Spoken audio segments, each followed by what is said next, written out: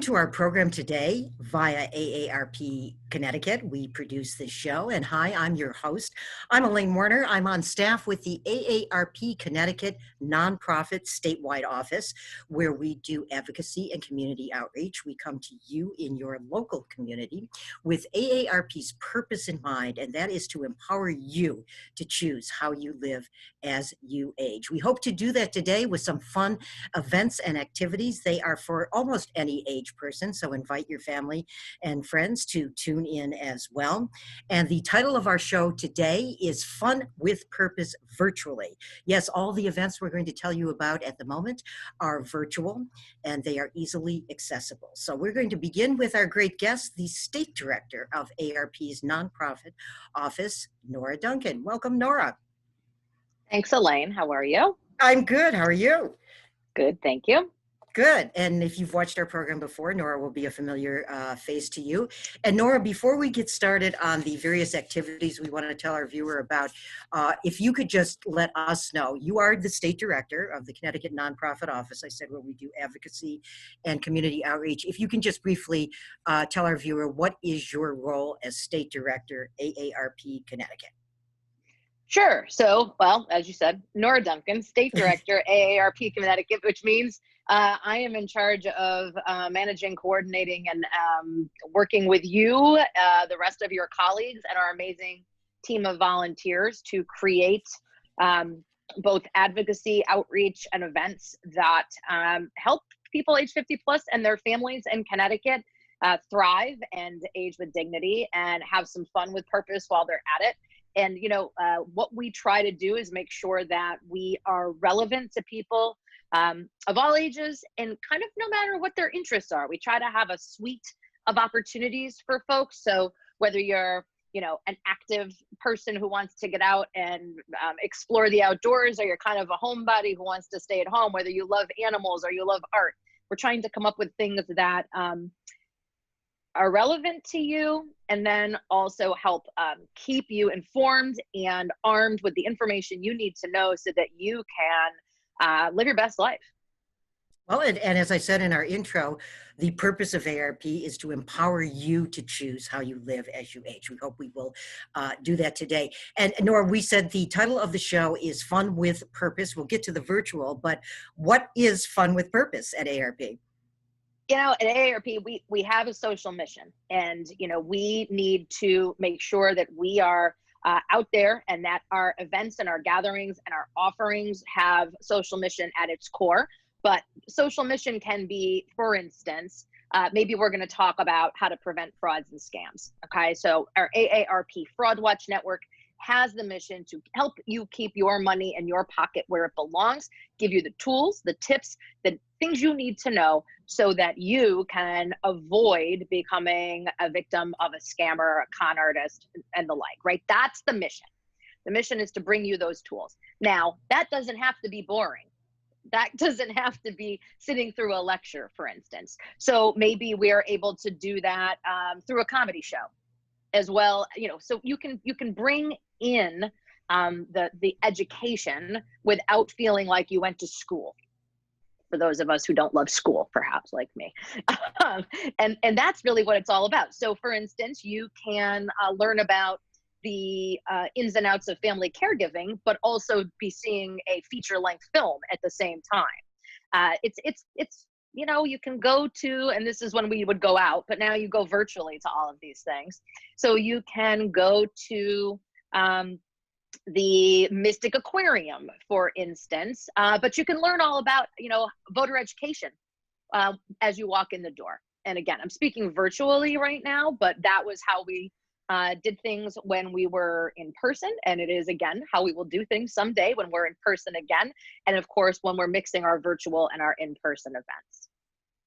Fun with purpose. Yes, I love that because, you know, often the subjects are serious subjects, you know, the future of Medicare, the solvency and support of Social Security, healthcare access, aging at home, quality and dignity, but there can be a fun and exciting access to that. We're going to tell you more about that. So, Nora, just sort of walk us through, you mentioned in-person, you mentioned virtual, and we'll get into the future, or as much as we can predict what the future looks like, depending on when our viewer is watching this program. program, but likely we may have some people watching that have been to our in-person events. So just what is the scenario? Has it been, and how have we transitioned? So like everybody else, when COVID hit, we had to rethink how we did our work. And so we pretty quickly got off the ground we had to cancel our in-person events just like everybody else did. And we figured out a way to repurpose those. And a lot of it involved, really getting our staff, our volunteers, our technology to a place where we could go out and publicly interface with folks in a way that made sense to them. And what to say about it? I felt a personal commitment to many of the venues that we had been working with in person. And I wanted to make sure that, those venues, especially those that counted on revenue at the gate, for instance, were able to continue to do work with us just in a different way. So I would love to be, for instance, at the Wadsworth Atheneum Museum of Art for free AARP Day. That was the goal. That was the goal in April of 2020.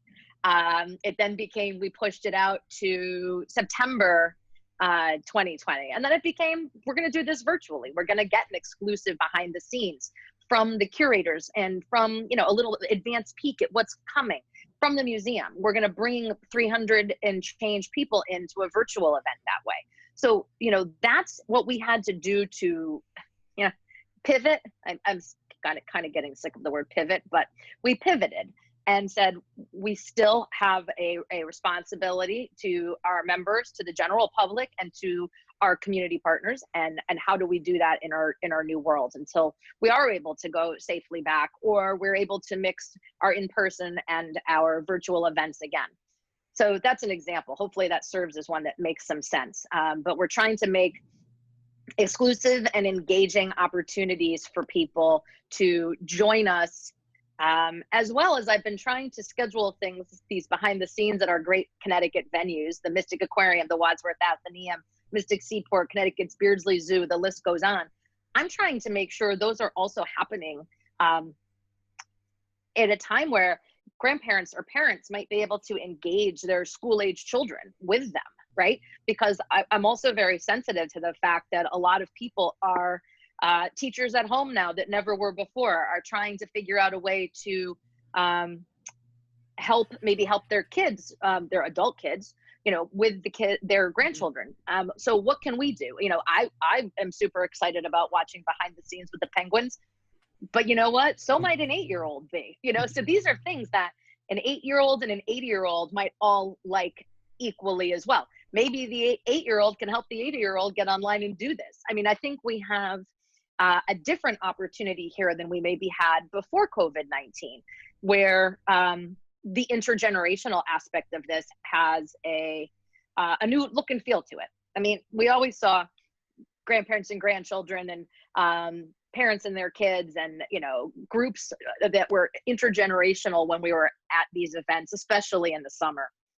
But I think this fall, winter, not summer, when the kids are generally in school, if we are homeschooling, this is a whole different opportunity for us. And, trying to take that silver lining, like a lot of us have been trying to do during this time, and say, what can we create that has multiple meaning and multiple purposes for a variety of people? Well, and Nora, you sort of answered my next question as to what AARP Connecticut and you as the lead on the team and your staff have learned about this.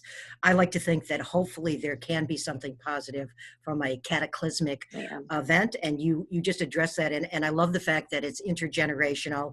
And again, no matter what age you are today, if you're watching our program, please invite family members, friends, youngsters, et cetera, because we've got some exciting things to tell you about. So we're about to get into those specific activities, Nora, but as we put the website up on the screen, if you can let our viewer know, how can they access our virtual activities and events?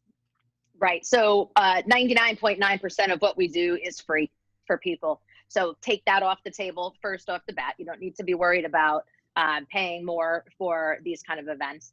It's aarp.org/CT. And there's an events widget, I call it. It's a little box, it says events. Push it. And then you end up at all of the events that are available to the general public. We also, a lot of times, can show up in your community. You could, maybe you're a librarian, maybe you're the head of a civic organization. You want to invite us in to do a presentation. You're going to see the kinds of things that we're able to do, and we'll talk a little bit about that now. But it's just as simple as aarp.org/CT, hitting the events page and scrolling through. We update that constantly. I'll give you another silver lining about virtual. I don't have to worry about snow cancellations. I do lately have to worry about, tropical storms knocking out people's power. But other than that, there's always something, right? We can bring more events to people probably in the winter months than we have in the past. And that's a really great opportunity for us to help community organizations that might need some programming. It's a great opportunity for us to recruit more volunteers and to get more volunteers trained and up to date and up to speed on the great offerings that we have with to the purpose, the mission-driven aspect of our work, and bringing tips and tools to people that help them live their best lives as they age.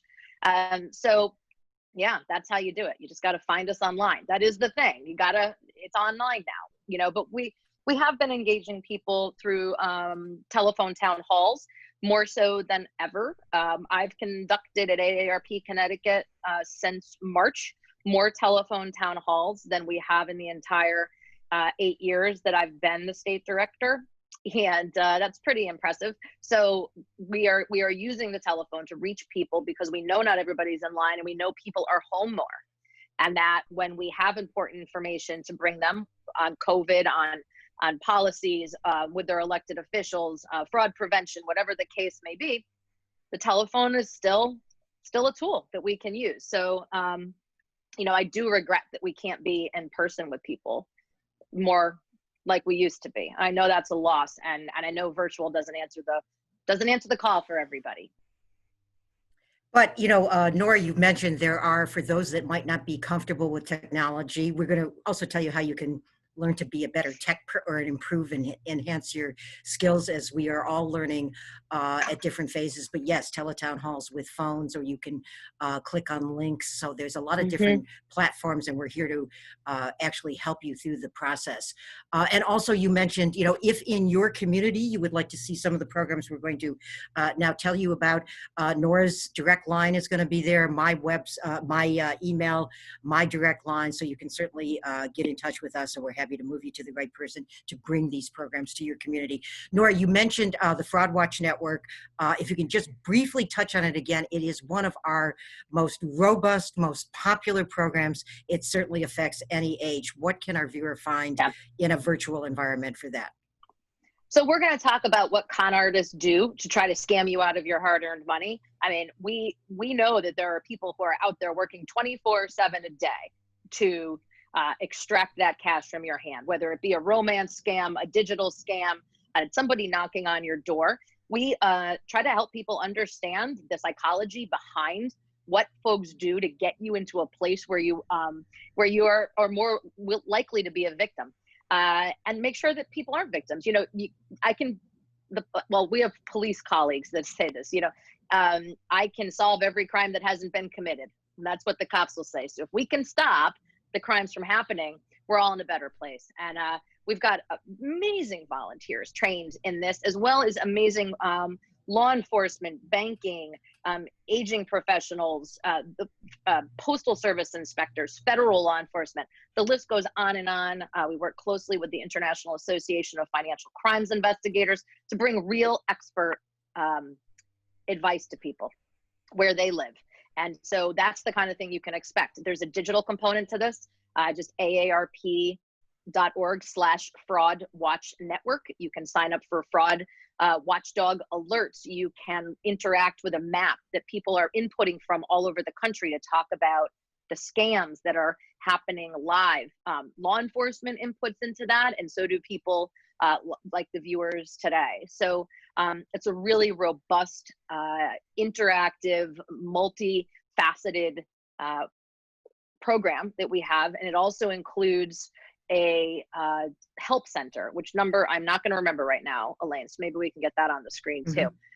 We have an AARP Fraud Watch Network help center that is staffed all by volunteers who can help you or someone you love who calls in and thinks they may have been the victim of a crime, to help connect them to local resources, to give advice as to what to do next. We can't get people's money back. We can't, but we can be there peer to peer to help people get through these scams and frauds that victimize so many people across the country every year. Well, and again, Nora, they affect just about any age person. Yeah. So a topic that really is for everybody. And Nora, you keep mentioning the word volunteerism, near and dear to me. I'm the program specialist for volunteer engagement. Yeah. And so as you hear about these various programs, our volunteers are now trained to present these programs. We have support volunteers, and I can walk you through that process, and you'll have my phone number and my email on the screen. So I'm going to throw out some other categories quickly to you, Nora. Caregiving, boy, that's become more important than ever, and always been important to AARP, but what can, again, a viewer expect to see virtually? Well, and you say it impacts everybody. Millennials are among the biggest group of caregivers, unpaid family caregivers in our country right now. So what you will expect in most of our caregiving resources, our standard programming, is the Caregiver Roadshow. And it's really a roadmap to Connecticut, what you need to know about the kinds of programs, resources, opportunities in Connecticut for unpaid family caregivers, as well as the challenges. We talk about advocacy and outreach in the same conversation a lot of times, but the need that family caregivers have really propelled our advocacy work on things like passing paid family and medical leave, so you never have to choose between caring for your loved one and your paycheck, by keeping respite funding for programs that Connecticut sponsors, for helping increase telehealth opportunities so that you can get your family member to the doctor without having to take time off from work. So you're really going to hear about what's new and what's not, what we have and what we don't have, and what you need to be prepared for as a family caregiver. Yeah, and there's just an issue that becomes more important by the second, and definitely intergenerational, no question about it. Touch on briefly, you talked about tropical storms. You don't have to worry about snowstorms virtually, but tropical storms. We all know the price of utilities in Connecticut, but we do offer quite an informational, educational presentation on that as well. Yeah. Connecticut is a deregulated market, which makes us unique from a lot of other states.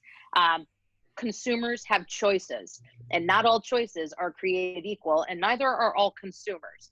So this is a educational service. We ask you to bring a copy of your electric bill with you, and that will happen virtually as well. Then we go over the electric bill, what it means. You practically need a PhD in Connecticut to read it, but there are many things that we've been able to advocate for to be added to the bill. For instance, what is your bill going to cost you next month if you're on a third-party supplier versus what it would cost if you were in the standard offer? Now, there's no affordable energy in Connecticut, so we don't try to say that, we're going to make your life necessarily significantly more affordable, but you can learn if there are options for you, if you're in the third-party market, whether that is the right place for you or not. For most people, most residential consumers, they're not using enough energy to make that market work well for them, but some people are. And we're going to showcase and run you down that road, as well as be able to update you on the latest and greatest things happening at the state legislature and at the Public Utility Regulatory Authority. And we also want to note that when we talk about advocacy, which touches, as you said, just about everything we do, Nora, we always do that in a nonpartisan way, very issue-oriented. Absolutely. But we are always nonpartisan. In this day and age, more than ever, there may be times in our life where we need to look for a new job, or we want to look for a new job, just try something new, or perhaps we're talking to a viewer who is retired and now says, hey, I want to get back in the workforce, maybe on a part-time basis. Just briefly, if you can tell again our viewer, what are we doing in the job seeker category?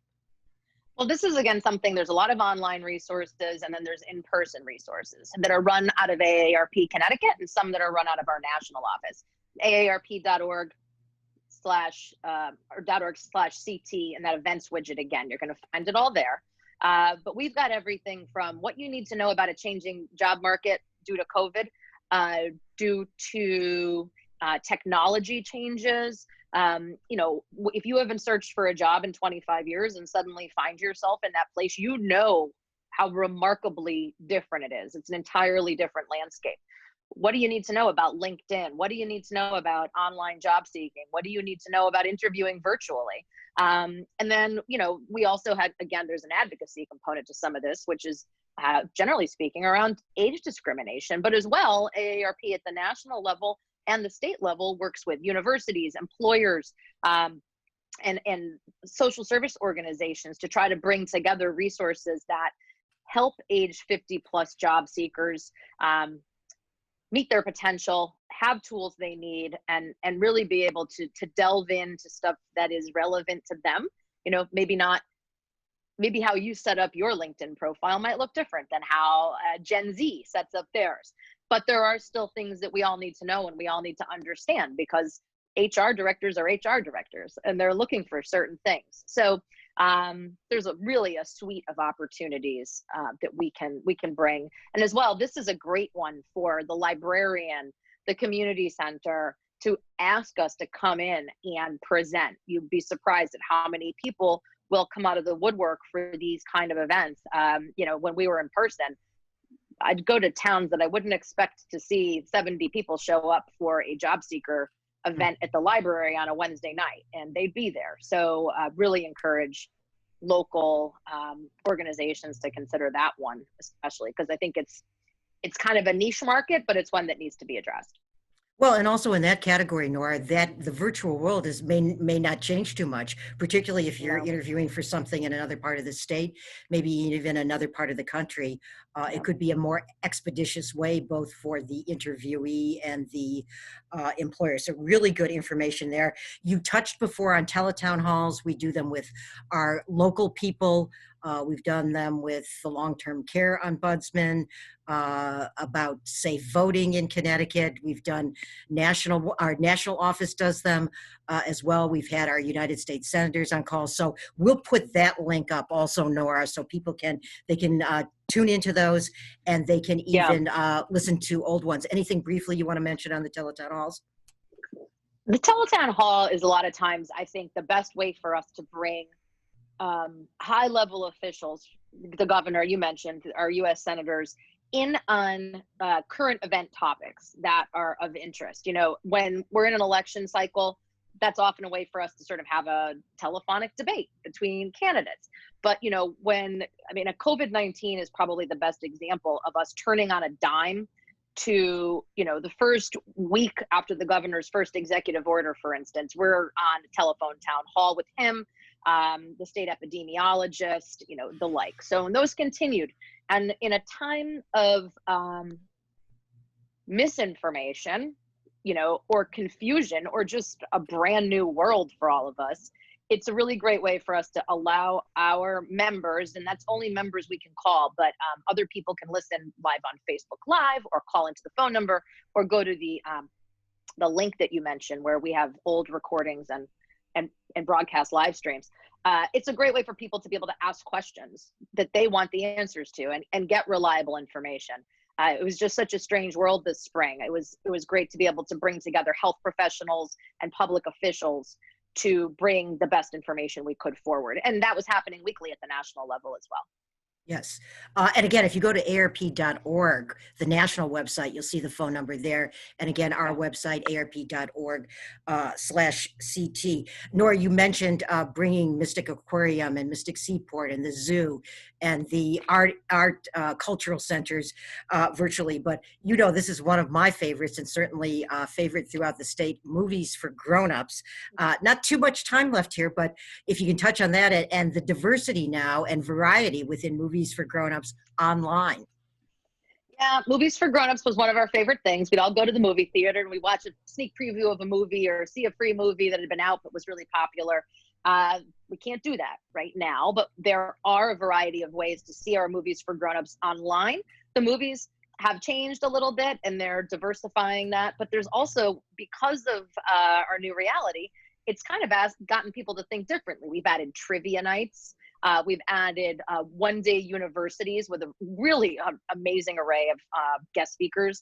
And some of our top e-newsletters now feature celebrity guests and talks with them. So there's really a lot out there that we've been able to do, and just, again, silver lining. There's new ways to engage. And you don't have to leave the comfort of your own home to do so. So we really hope people can continue to engage with us, send us ideas, invite us to your community, and keep challenging our thought process on these things, because we want to stay fresh and relevant. We don't want to be stale and boring. Fun with purpose can still happen, even if we're not having a free happy hour before the movie too. And you're right. We have to challenge ourselves to learn more and do whatever we can to gain from this unusual experience. Nora, very briefly, just a minute to go here, but if anybody's apprehensive about using technology, getting on some of these new platforms, Skype, Zoom, Intrado, maybe names that people are not even familiar with, what do you say to them about accessing? Well, I'd say this, sign up, and the worst thing that happens to you is you can't get into an event you signed up for that was free. It's really no risk. But the thing you can also do, and I know I'm not a technology expert, but go ahead and email us at ct@aarp.org.